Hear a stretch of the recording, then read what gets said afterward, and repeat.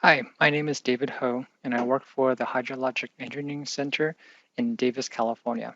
This video series is part of the basic HEC-HMS class discussing surface runoff. We will be going over the SCS Unit Hydrograph method as one of the synthetic methods available in HMS. The SCS method, named after the Soil Conservation Service, is based on the Dimensionless Unit Hydrograph. The Dimensionless Unit Hydrograph was developed from an average of unit hydrographs derived from gauged rainfall and runoff for a large number of small agricultural watersheds throughout the United States. The ordinates of the Dimensionless Unit Hydrograph are relative to the peak flow, or QP, and the time of rise, or TR.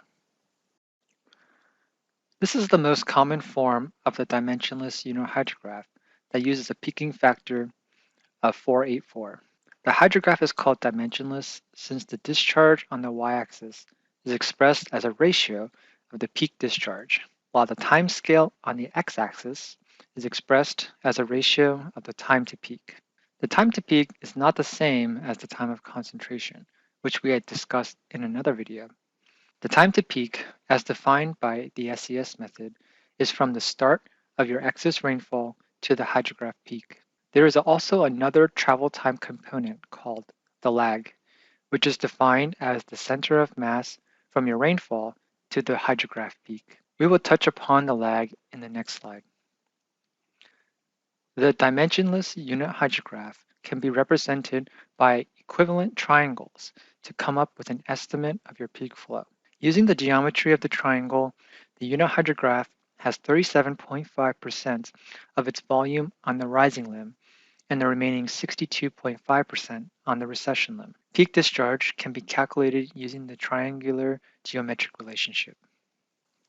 There are various forms of the dimensionless unit hydrograph. The most common form of the SCS unit hydrograph has a peaking factor of 484.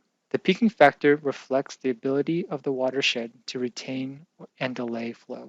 In the table, the peaking factor changes depending on the type of terrain. Steep terrain in urban areas tend to produce higher early peaks, while flatter terrain may produce lower and later peaks. This dimensionless unit hydrograph would look different if you were to use a different peaking factor, as shown by the Delmarva dimensionless unit hydrograph. HMS provides you the ability to select from 13 different peaking factors. To compute the SCS hydrograph by hand, the method requires you to estimate the time to peak and the peak discharge. Time to peak is computed by dividing the rainfall duration by half and adding to the watershed lag value. We saw earlier that the lag represents the center of mass of excess rainfall to the time of peak. There are various equations available to estimate watershed lag. If you have your time of concentration computed, one simple method is to multiply the time of concentration by 0.6. Another method is to use the equation shown here. QP is estimated using the peaking factor coefficient 484 multiplied by the watershed area divided by your computed time to peak. Again, the peaking factor could change depending on your location, such as steep mountains or flat valleys. Larger peaking values correspond to steeper terrain, while lower values correspond to flatter terrain. To implement the SCS method in HMS, you'll need to select a subbasin from your basin model. Head down to your component editor and select the SCS method from your transform. Next, tab over to your transform to enter your parameters.